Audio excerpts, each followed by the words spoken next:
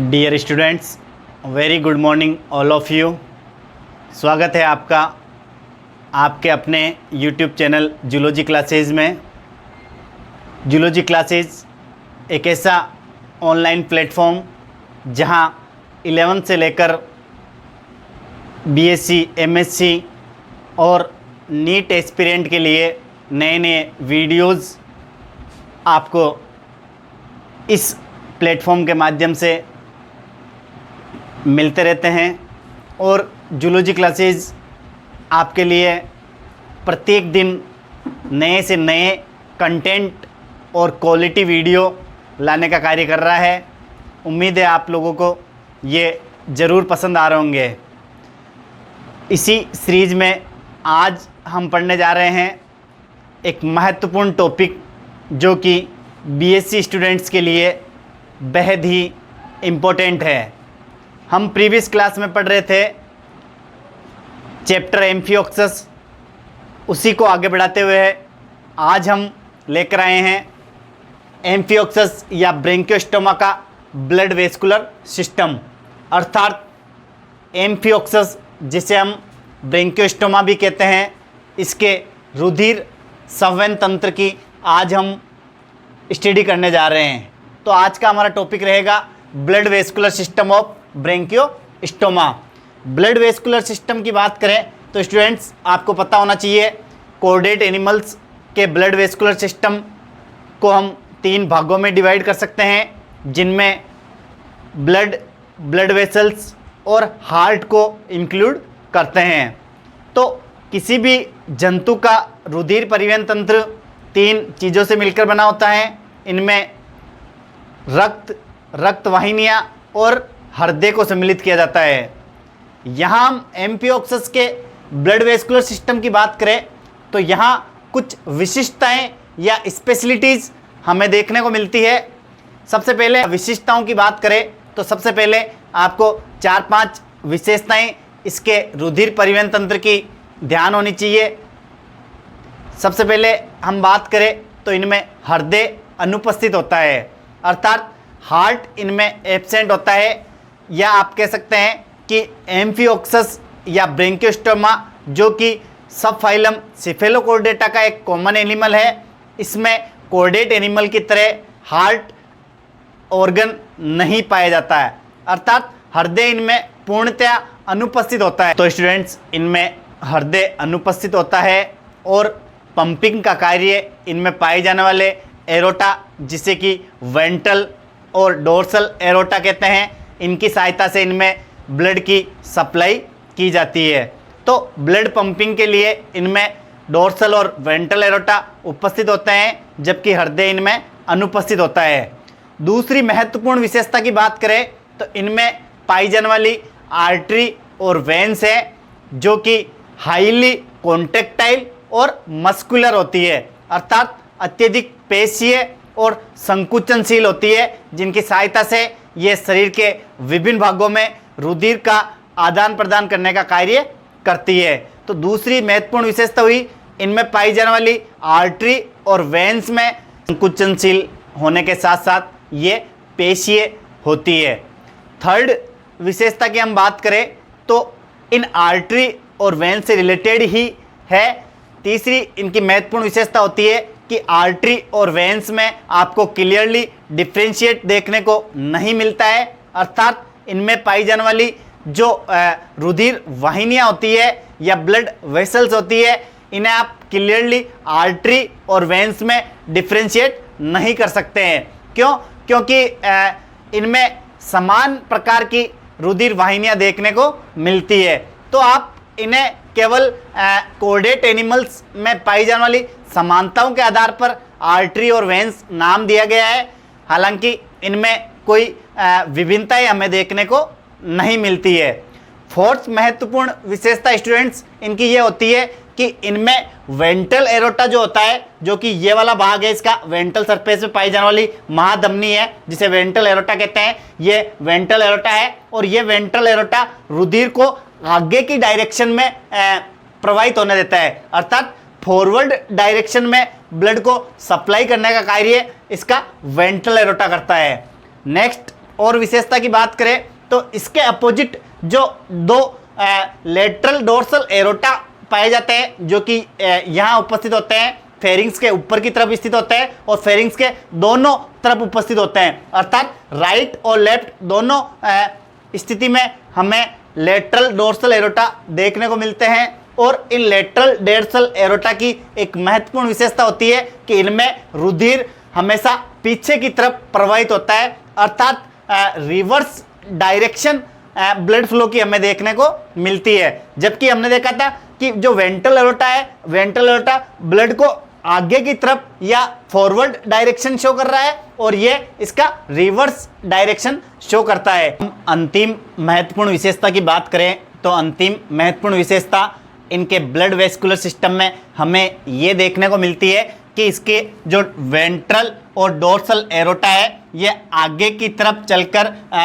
अन्य आर्टरी में मॉडिफाइड हो जाते हैं। जैसे हम बात करें यहाँ डोर्सल एरोटा की, तो जो दोनों लेटरल डोर्सल एरोटा है ये आगे चलकर एक कंबाइंड आर्टरी में कन्वर्ट हो जाते हैं, जिसे हम मीडियन डोर्सल एरोटा कहते हैं। और ये मीडियन डोर्सल एरोटा इसके टेल रीजन में ब्लड सप्लाई करने का कार्य करता है, अतः ये आगे चलकर हम इसे कोडल आर्टरी कह सकते हैं, अर्थात हम कोडल आर्टरी भी कह सकते हैं। ऐसे ही हम जो वेंट्रल एरोटा होता है, ये वेंट्रल एरोटा पीछे की तरफ एक विशेष प्रकार की आर्टरी में मॉडिफाइड हो जाता है, जिसे हम सब इंटेस्टाइनल वेन के रूप में जानते हैं। तो स्टूडेंट्स, वेंट्रल एरोटा पीछे की ओर सब इंटेस्टाइनल वेन में कन्वर्ट हो जाता है। वेंट्रल एरोटा तो इसके सब इंटेस्टाइन वेन के रूप में मॉडिफाइड रहता है और डोर्सल एरोटा इसके पीछे की तरफ एक विशेष प्रकार की आर्टरी, जिसे हम कोडल आर्टरी कहते हैं,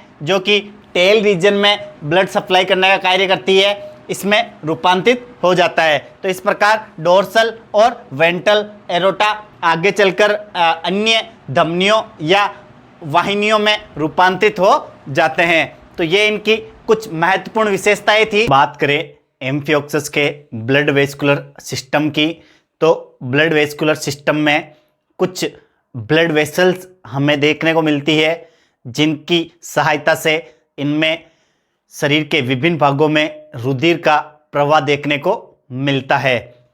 सबसे पहले हम बात करें इन ब्लड वेसल्स की, तो इनमें हमें कुछ blood vessels sinus venosus, ventral aorta, dorsal aorta, sub intestinal vein, hepatic portal vein, cardinal vein और पेराइटल वेन के रूप में हमें ब्लड वेसल्स देखने को मिलती है। अगर हम इन ब्लड वेसल्स की पोजीशंस की बात करें तो मैंने यहाँ एक महत्वपूर्ण डायग्राम ड्रॉ किया है, जिसकी सहायता से हम एक एक ब्लड वेसल्स की पोजीशंस को देखते हुए चलेंगे। सबसे पहले हम बात करते हैं इस डायग्राम को समझने की।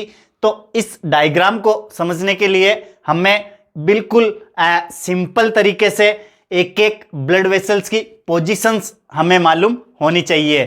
अगर हम इसके एलिमेंट्री कैनाल की बात करें तो ये वाला भाग इसका फेरिंग्स रीजन है और पीछे वाला भाग इसका इंटेस्टाइन रीजन है। अर्थात आप कह सकते हैं कि अग्र भाग में ये पूरा पोर्शन इसके फेरिंग्स को दर्शा रहा है और इसके पीछे वाला भाग इसके इंटेस्टाइन रीजन को दर्शा रहा है।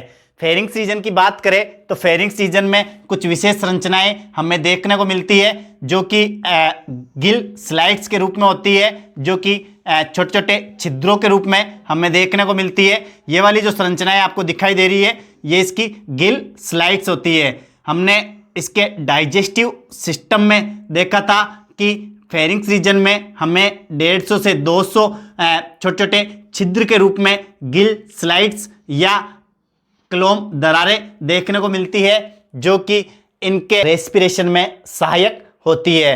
ब्लड वेस्कुलर सिस्टम की एक और महत्वपूर्ण विशेषता स्टूडेंट्स मैं आपको यहाँ बता दूं कि इसका ब्लड वेस्कुलर सिस्टम में किसी भी प्रकार के कोई पिगमेंट देखने को हमें नहीं मिलते हैं और न ही किसी प्रकार की ब्लड कार्पसल्स हमें देखने को मिलती है। तो ये इसकी सबसे महत्वपूर्ण विशेषता है, जो कि आपको याद रखना है कि न तो इसमें रुधिर कणिकाएं पाई जाती है और न ही इनमें किसी भी प्रकार का रुधिर वर्णक पाया जाता है।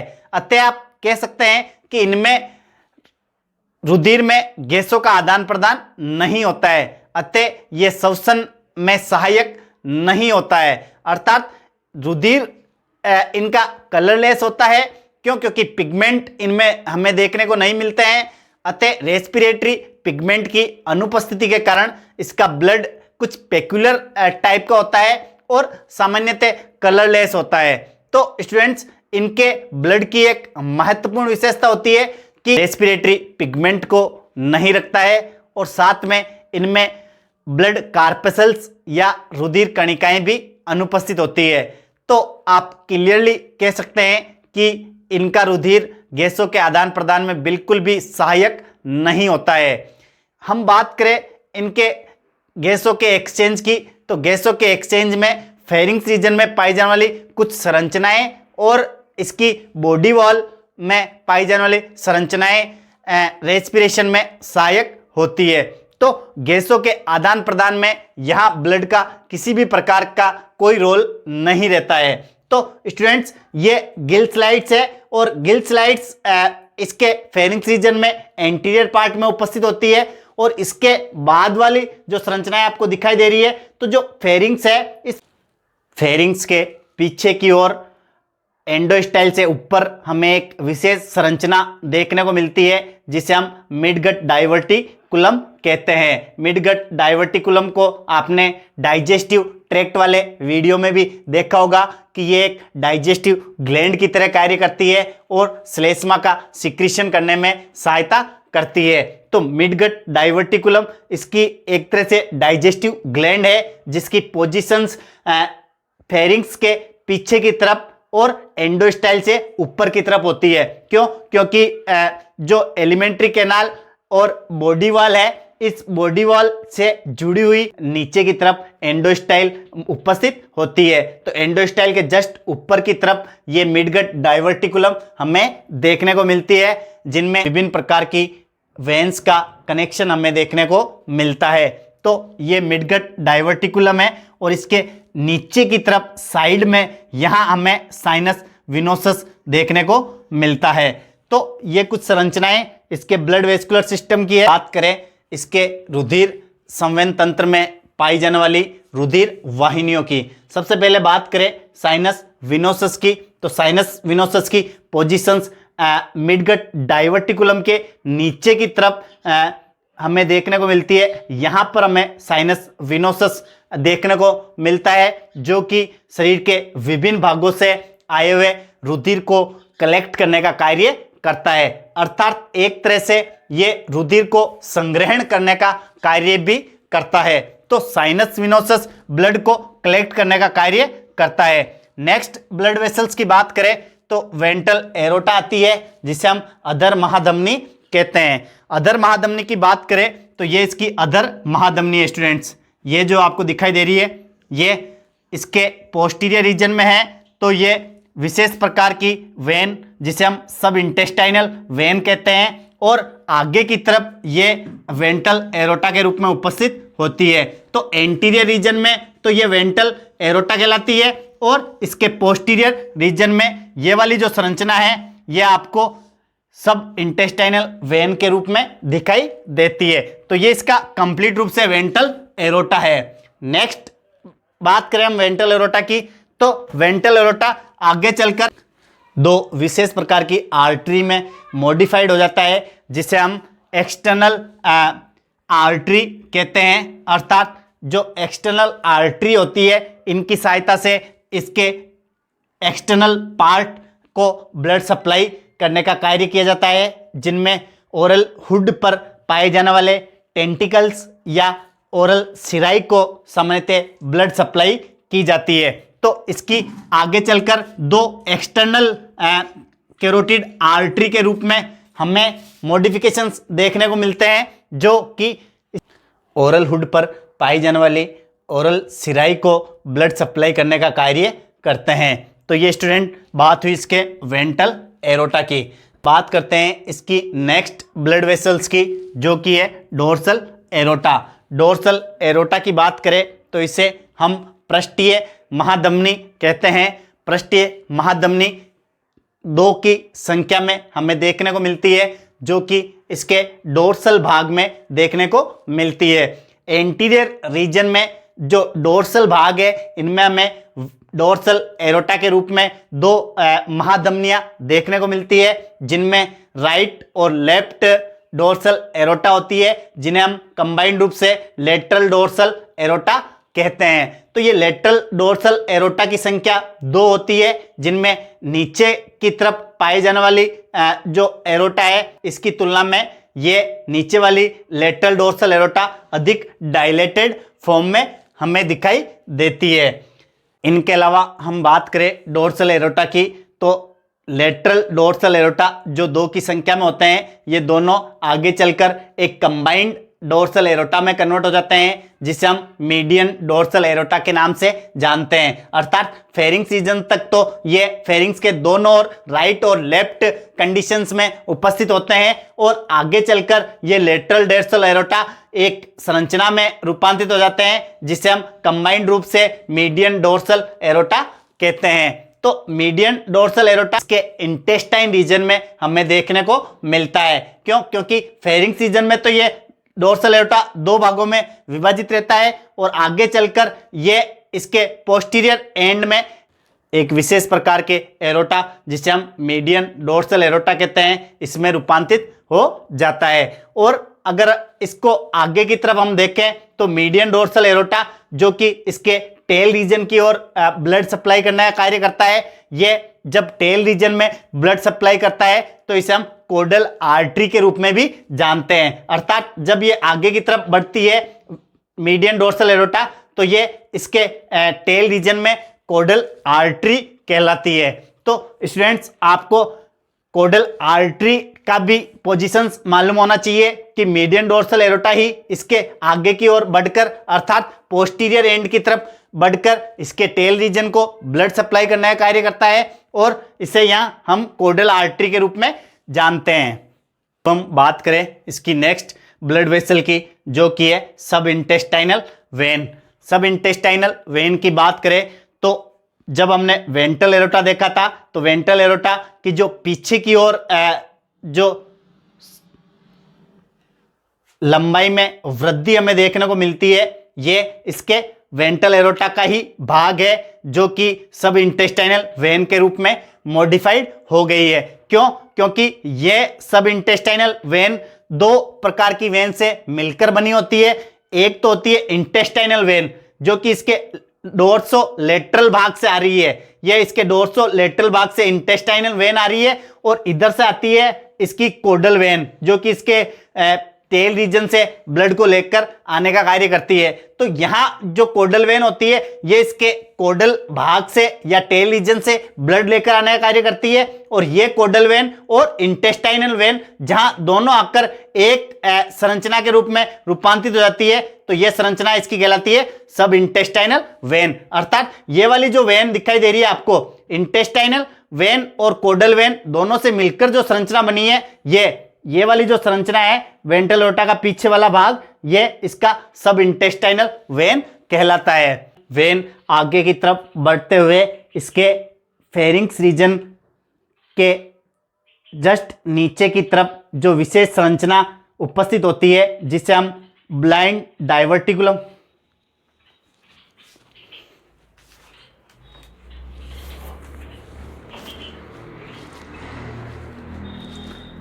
हम बात करें नेक्स्ट वेन की, जो कि है हिपेटिक पोर्टल वेन।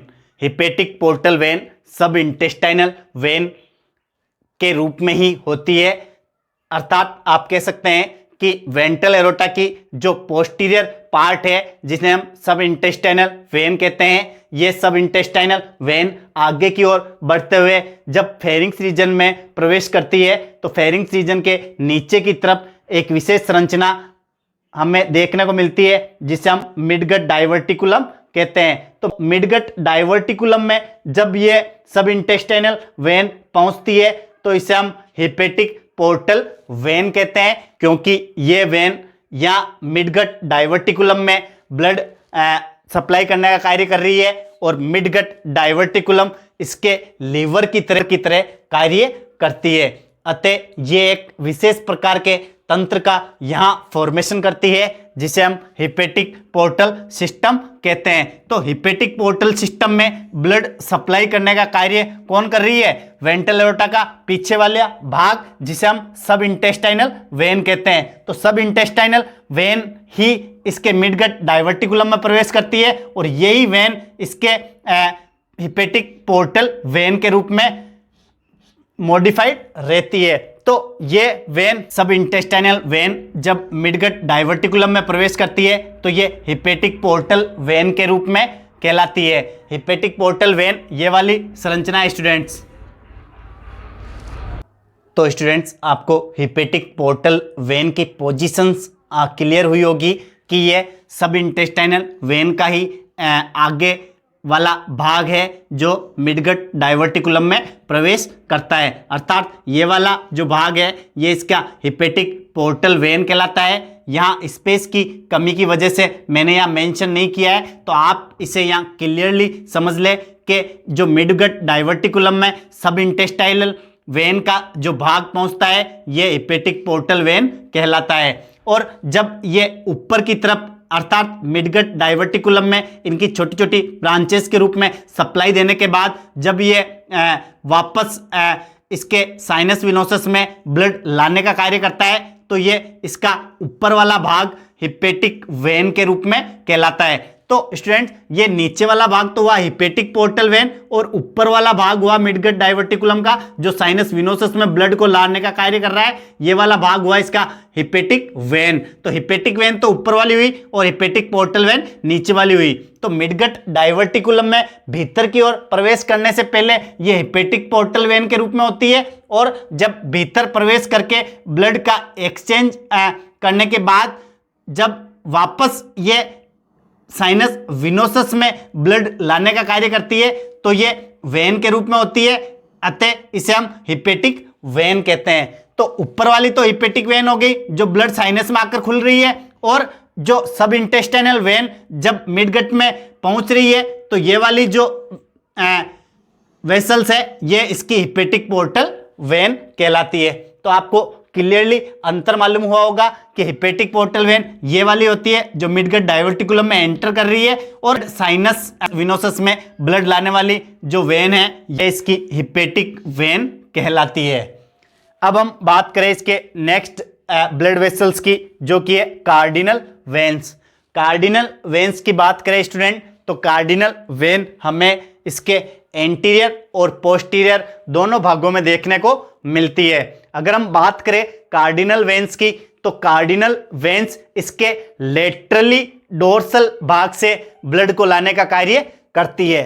जैसे हम बात करें कार्डिनल वेन की पोजीशंस की तो हमें कार्डिनल वेन इसके ब्लड वेस्कुलर सिस्टम में स्पष्ट रूप से एंटीरियर और पोस्टीरियर भाग में दिखाई देती है। ये वाली जो आपको दिखाई दे रही है ये इसकी पोस्टीरियर कार्डिनल वेन है जो कि इसके पोस्टीरियर डोर्सो लेटरल भाग से ब्लड लाकर साइनस विनोसस में डालती है। और अगर हम एंटीरियर भाग की बात करें तो ये वाली जो ब्लड वेसल्स है जो कि गिल स्लाइड से होती हुई आती है ये इसकी एंटीरियर कार्डिनल वेन है। ये एंटीरियर कार्डिनल वेन और पोस्टीरियर कार्डिनल वेन फेरिंग्स के नीचे की तरफ एक विशेष संरचना में रूपांतरित हो जाती है या कंबाइंड हो जाती है जिसे हम डक्टस क्यूवेरी के नाम से जानते हैं। अर्थात एक कॉमन आर्टरी के रूप में हमें यह संरचना दिखाई देती है जो कि पोस्टीरियर कार्डिनल वेन और एंटीरियर कार्डिनल वेन के रूप में होती है। अर्थात एंटीरियर रीजन में एंटीरियर कार्डिनल वेन और पोस्टीरियर रीजन में पोस्टीरियर कार्डिनल वेन होती है। इसे हम शॉर्ट रूप से एसीवी अर्थात एंटीरियर कार्डिनल वेन और पीसीवी पोस्टीरियर कार्डिनल वेन के नाम से भी जानते हैं। तो पोस्टीरियर कार्डिनल वेन और एंटीरियर कार्डिनल वेन आगे चलकर फेरिंग्स रीजन के नीचे की तरफ मिडगट डाइवर्टिकुलम से जस्ट अपर साइड में एक कॉमन कार्डिनल वेन कहते हैं। अर्थात ये वाली जो संरचना आपको दिखाई दे रही है जो कि पीसीवी और एसीवी से मिलकर बनी होती है ये इसकी कॉमन वेन है जो कि कॉमन कार्डिनल वेन कहलाती है। कॉमन कार्डिनल वेन भी कह सकते हैं और इसे डक्टस क्यूवेराई भी हम कहते हैं। तो डक्टस क्यूवेरी इसके पोस्टीरियर कार्डिनल वेन और एंटीरियर कार्डिनल वेन से मिलकर बनी होती है। तो ये इसकी कॉमन कार्डिनल वेन कहो चाहे डक्टस क्यूवेरी कहो, एक ही चीज है। अब हम बात करते हैं इसकी लास्ट ब्लड वेसल्स जिसे कि पेराइटल वेन्स कहते हैं। पेराइटल वेन्स की बात करें स्टूडेंट तो पेराइटल वेन्स की संख्या 2 होती है और ये इसके पोस्टीरियर पार्ट में हमें देखने को मिलती है। ये वाली जो वेन दिखाई दे रही है ये इसकी स्टूडेंट पेराइटल वेन है जिनकी संख्या 2 होती है। यहां हमें लेफ्ट साइड की दिखाई दे रही है, क्योंकि डायग्राम में हमें दोनों साइड की वेन दिखाई नहीं देती है, तो इनकी संख्या 2 होती है। ये इसके लेफ्ट साइड की हमें दिखाई दे रही है क्योंकि लेफ्ट साइड का लेटरल व्यू हमें दिखाई दे रहा है, जबकि इसके राइट साइड में भी ये होती है और दोनों पेराइटल वेन्स आकर साइनस विनोसस में खुलती है। तो स्टूडेंट्स ये बात हुई इनमें पाई जाने वाली सभी ब्लड वेसल्स की। आपको क्लियर रूप से सभी ब्लड वेसल्स की पोजीशंस अगर मालूम हो गई होगी तो ये डायग्राम आपके लिए जो कॉम्प्लिकेटेड दिखाई दे रहा था ये बहुत ही इजी वे में आपको समझ में आएगा। अर्थात आपको इनमें पाई जाने वाली ब्लड वेसल्स की पोजीशंस सबसे पहले मालूम होनी चाहिए। अगर आपको स्टूडेंट्स इसकी पोजीशन समझ में आ गई तो ये कंप्लीट रूप से ये डायग्राम आपको समझ में आएगा। तो बिल्कुल ध्यान से समझने की कोशिश करेंगे तो ये इजी वे में आपको समझ में आ जाएगा कि पेराइटल वेन कहाँ है, कार्डिनल वेन कहाँ है और वेंट्रल एवं डोर्सल एरोटा की पोजीशंस हमें कहाँ देखने को मिलती है। जब हमें इनकी ब्लड वेसल्स के बारे में जानकारी हो जाएगी तो इसे समझने में हमें बेहद आसानी होगी। आपको फिंगर्स पर अगर ब्लड वेसल्स की जानकारी हो जाएगी तो स्टूडेंट्स आपको समझने में बिल्कुल भी परेशानी नहीं होगी। अब हम बात करते हैं इन ब्लड वेसल्स में होने वाले ब्लड फ्लो की। अगर हम ब्लड फ्लो की बात करें तो सबसे पहले साइनस विनोसस से ब्लड फ्लो स्टार्ट होता है। अर्थात इसके बॉडी का संपूर्ण रक्त एक विशेष प्रकार की संरचना जो कि साइनस विनोसस होती है इनके द्वारा संग्रहित किया जाता है और साइनस विनोसस में शरीर के विभिन्न भागों से लाए हुए रक्त को एक विशेष प्रकार की ब्लड वेसल्स जिसे हम वेंट्रल एरोटा कहते हैं जो कि इसी साइनस विनोसस से निकलती है और साइनस विनोसस से ये एम्फियोक्सस के आगे के भाग में ब्लड सप्लाई करने का कार्य करती है। तो सबसे पहले साइनस विनोसस से निकलने वाली वेंट्रल एरोटा ब्लड को आगे की तरफ मूव करती है, अर्थात फॉरवर्ड डायरेक्शन में फ्लो करती है, जिसके कारण ब्लड इसके एंटीरियर रीजन में वेंट्रल एरोटा की सहायता से पहुंचता है। अर्थात जो वेंट्रल एरोटा है ये इसके एंटीरियर पार्ट में ब्लड को ले जाने का कार्य करता है। वेंट्रल एरोटा आगे चलकर 2 भागों में विभाजित हो जाता है। मैंने बताया था कि ये एक्सटर्नल आर्टरी के रूप में आगे चलकर मॉडिफाइड हो जाता है जो इसके ओरल हुड में पाई जाने वाली विशेष संरचना है जिन्हें हम ओरल टेंटिकल्स कहते हैं या ओरल सिराई कहते हैं, उनमें ब्लड पहुंचाने का कार्य करता है। अगर हम बात करें वेंट्रल एरोटा की तो वेंट्रल एरोटा स्टूडेंट्स कई छोटी छोटी युग्मों में बटा हुआ रहता है, अर्थात पेयर में बटा हुआ रहता है और ये पेयर आर्टरीज ब्लड को फेरिंग्स रीजन में ले जाने का कार्य करती है। ये देखो ये वेंट्रल एरोटा है, जगह जगह युग्मों में बटा हुआ है, अर्थात ये पेयर्ड आर्टरी में डिवाइड रहता है। ये देखो ये पेयर्ड आर्टरी में डिवाइड रहता है।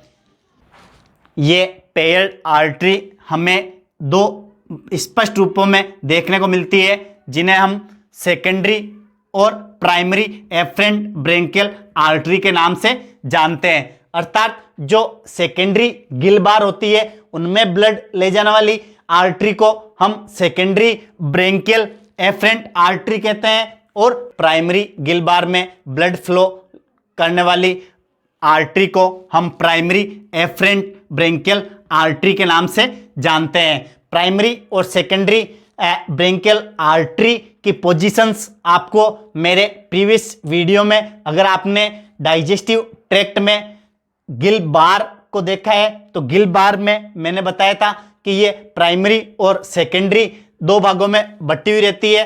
अतः प्राथमिक एवं द्वितीयक गिल छड़ों के रूप में हमें दिखाई देती है। अगर ये द्विशाखित होती है तो प्राइमरी गिल बार होती है, और अगर ये बाइफर्केटेड नहीं होती है तो ये सेकेंडरी गिल बार होती है। तो सेकेंडरी गिल बार में ब्लड ले जाने का कार्य सेकेंडरी ब्रेंकियल आर्टरी करती है, और प्राइमरी गिल बार में ब्लड ले जाने का कार्य प्राइमरी एफरेंट ब्रेंकियल आर्टरी करती है।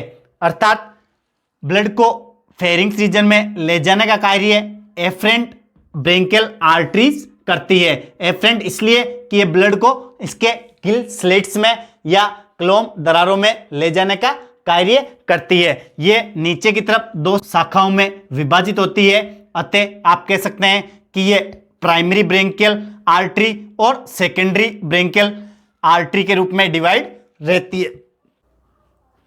तो आप कह सकते हैं कि ये वेंट्रल एरोटा से जो युग्मों के रूप में आर्टरी निकलती है ये द्विशाखित होती है, और दो शाखाओं के रूप में ये प्राइमरी और सेकेंडरी एफरेंट ब्रेंकियल आर्टरी के रूप में डिवाइड रहती है।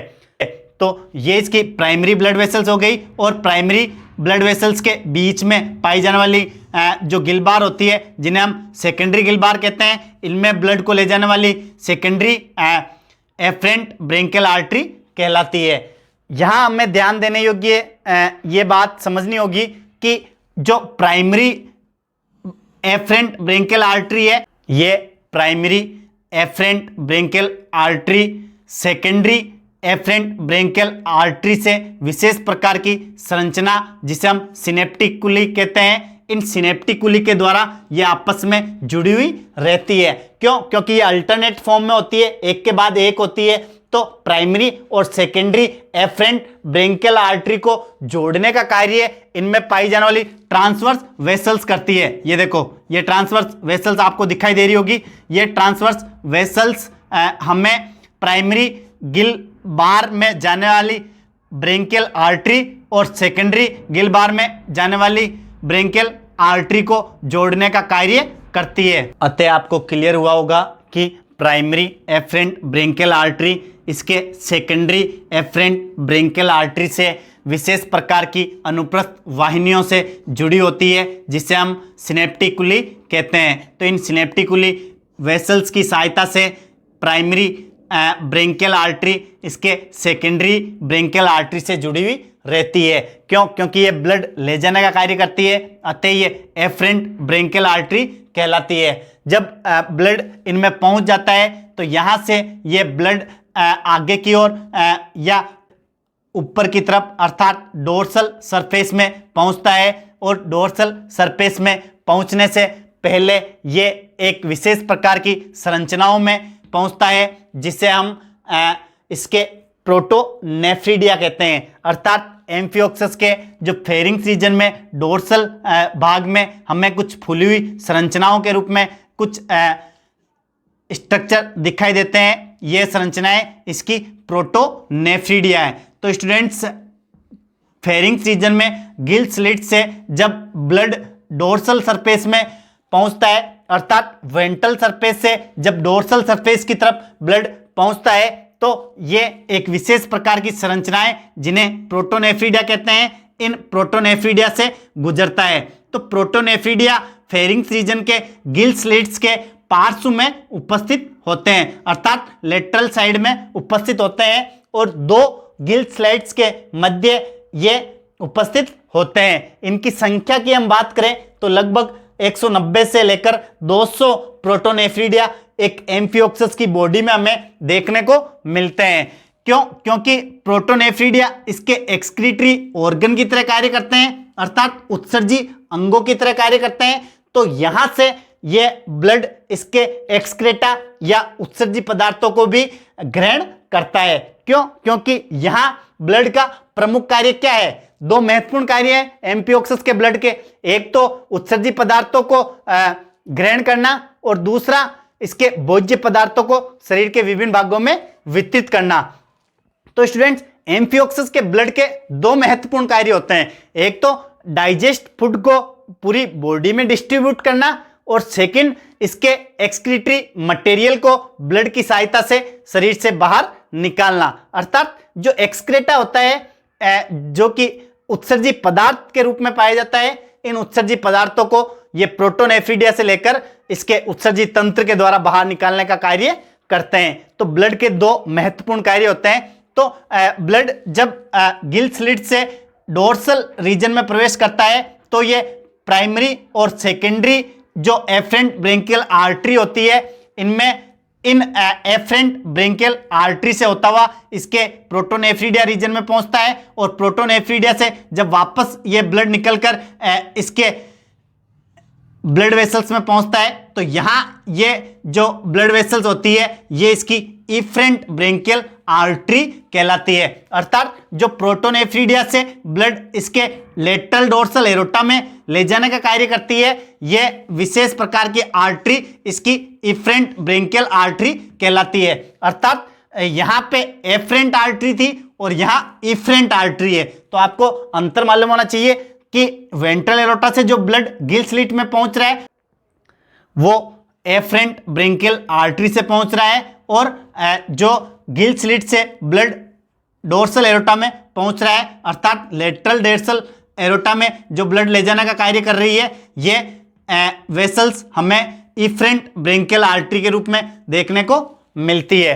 तो ये इफरेंट ब्रेंकियल आर्टरी की सहायता से इसके लेटरल डोर्सल एरोटा में ब्लड पहुंचता है। यहां से स्टूडेंट ये लेटरल डोर्सल एरोटा आगे चलकर दो शाखाओं में विभाजित होता है जिन्हें हम इंटरनल आर्टरी कहते हैं। अर्थात ये दोनों लेटरल डोर्सल एरोटा आगे चलकर विभाजित हो जाते हैं जिन्हें हम इंटरनल आर्टरी कहते हैं और ये इंटरनल आर्टरी इसके ओरल हुड में या माउथ रीजन में ब्लड सप्लाई करने का कार्य करती है।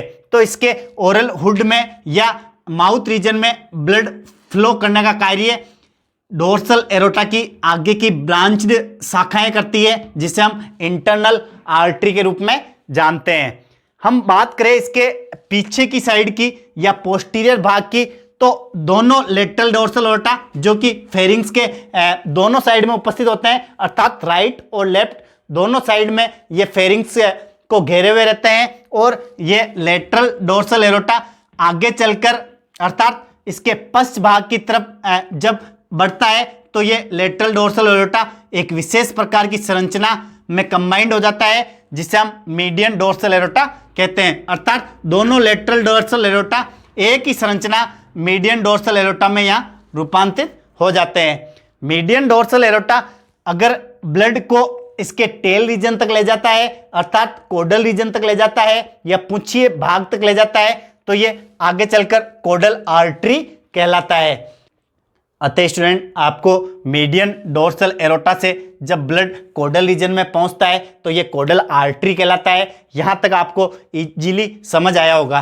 अब हम बात कर रहे हैं मीडियन डोर्सल एरोटा से ब्लड कहां पहुंचता है अर्थात शरीर के किन भागों में ये ब्लड सप्लाई करने का कार्य करता है। तो मीडियन डोर्सल एरोटा इसके कोडल रीजन में ब्लड सप्लाई करता है कोडल आर्टरी के रूप में और इसी के साथ ये विभिन्न प्रकार की इंटेस्टाइन आर्टरी के द्वारा ब्लड को इसके इंटेस्टाइन रीजन में ले जाने का कार्य भी करता है। तो मीडियन डोर्सल एरोटा से ये ब्लड इसके इंटेस्टाइन रीजन में प्रवेश करता है और इंटेस्टाइन रीजन में ले जाने का कार्य इंटेस्टाइनल आर्टरी करती है जिन्हें हम इंटेस्टाइनल आर्टरी के रूप में जानते हैं। ये इंटेस्टाइनल आर्टरी इसके ब्लड को इंटेस्टाइन रीजन में ले जाती है अर्थात यहाँ हमें आर्टरी और वेन्स का एक नेटवर्क देखने को मिलता है जिसे हम कंबाइंड तौर पे इंटेस्टाइनल प्लेक्सेस कहते हैं। ये वाली जो संरचना आपको दिखाई दे रही है स्टूडेंट ये इसके इंटेस्टाइनल प्लेक्सेस का निर्माण करती है अर्थात यहाँ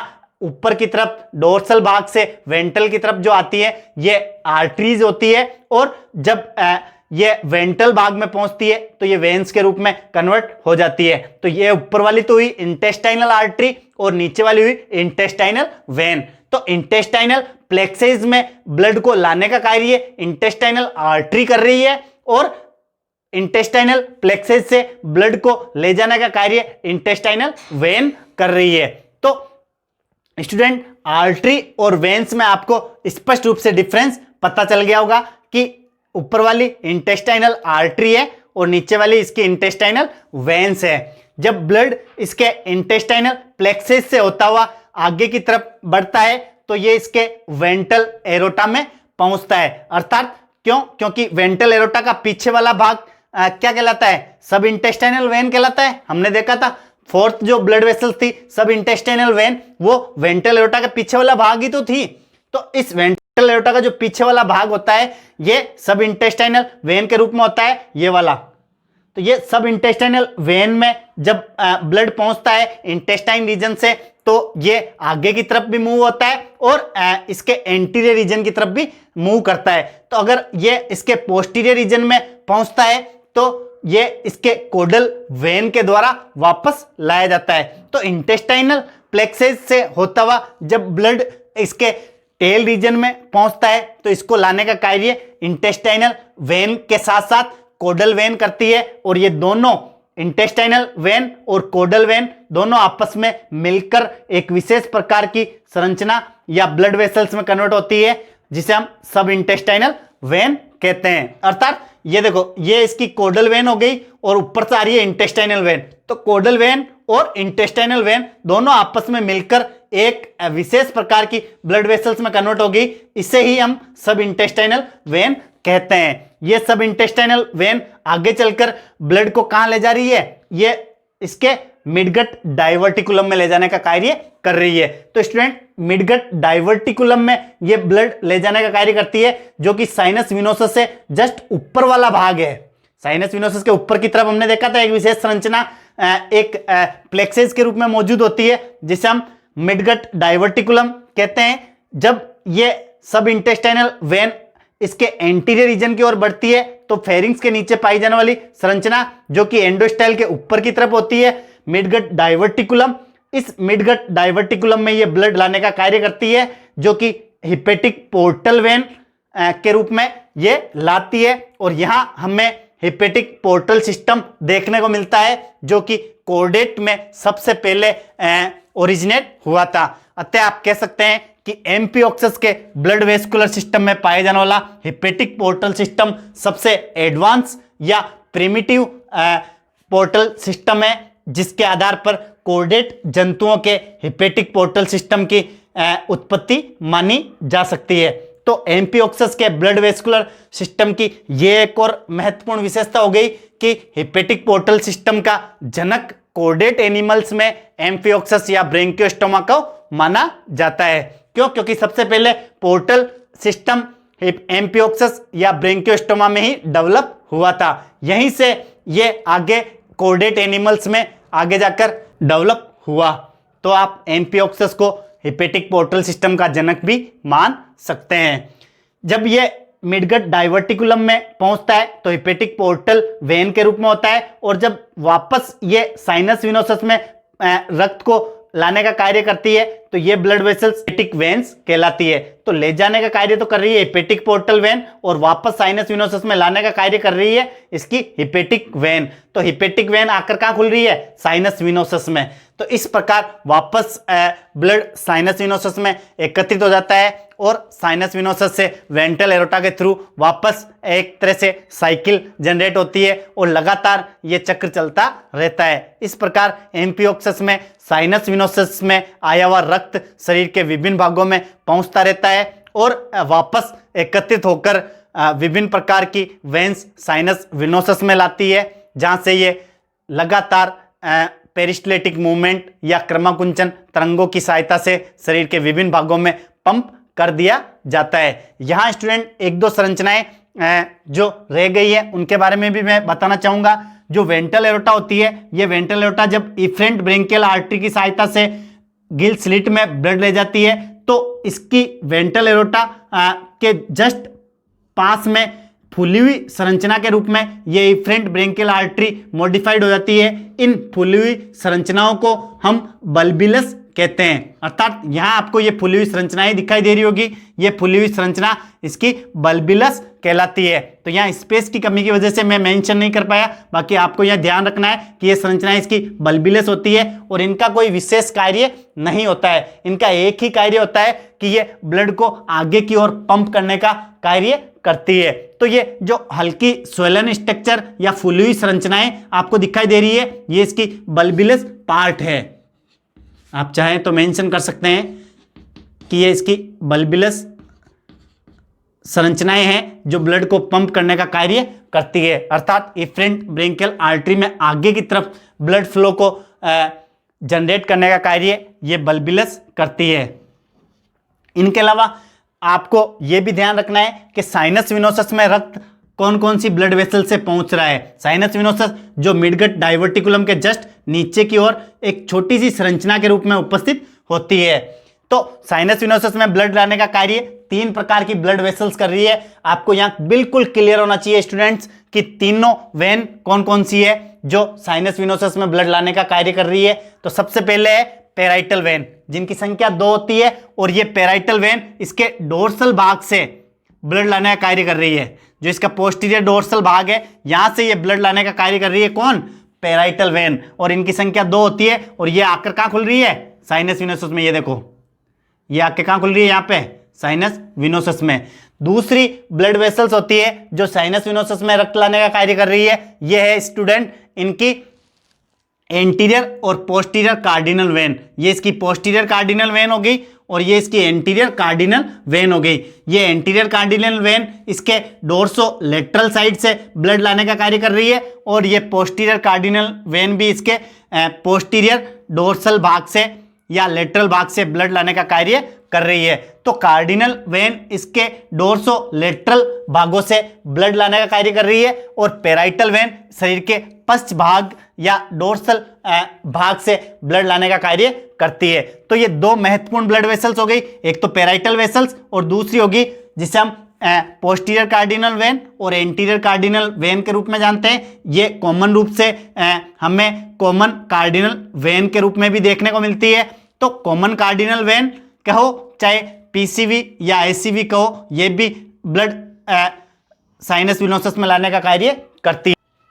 तीसरी महत्वपूर्ण ब्लड वेसल्स है जो साइनस विनोसस में ब्लड लाने का कार्य कर रही है स्टूडेंट, ये है इसकी सब इंटेस्टाइनल वेन। सब इंटेस्टाइनल वेन ब्लड कहां से ला रही है? एक तो इंटेस्टाइन रीजन से ला रही है इंटेस्टाइनल वेन के थ्रू, और एक ला रही है कोडल वेन जो कि इसके पोस्टीरियर भाग या पुच्छीय क्षेत्र जिसे हम टेल रीजन कहते हैं, इस टेल रीजन से कोडल वेन के द्वारा वापस ब्लड पहुंचता है।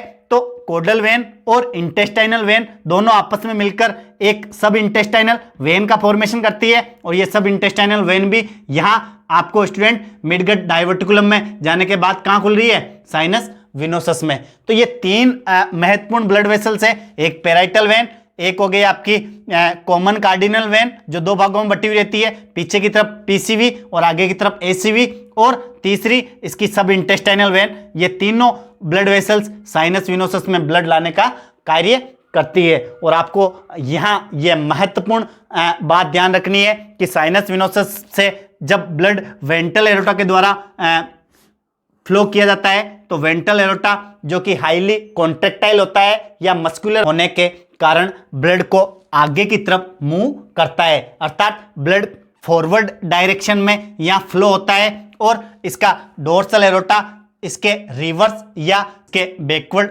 फ्लो में महत्वपूर्ण भूमिका निभाता है। तो forward blood flow ventral aorta के द्वारा देखा जाता है, और बैकवर्ड ब्लड फ्लो इसके डोर्सल एरोटा के द्वारा देखा जाता है। इस प्रकार स्टूडेंट एम्फिओक्सस के ब्लड वेस्कुलर सिस्टम में ब्लड फ्लो होता है। इस वीडियो में हमने देखा कि एम्फिओक्सस के ब्लड वेस्कुलर सिस्टम में कौन कौन सी ब्लड वेसल्स पाई जाती है, साथ में इनका ब्लड कैसा होता है, ब्लड की क्या विशेषता होती है, ब्लड के क्या कार्य होते हैं, और किस प्रकार इनमें रुधिर गैसों के आदान प्रदान में सहायता नहीं करता है, और शरीर के अग्र और पश्च भाग में आगे और पीछे की तरफ मूव करता है, और आर्टरी और वेन्स की सहायता से इनमें रुधिर का परिसंचरण होता है। तो स्टूडेंट्स, आपको बिल्कुल सिंपल तरीके से मैंने समझाने की कोशिश की है।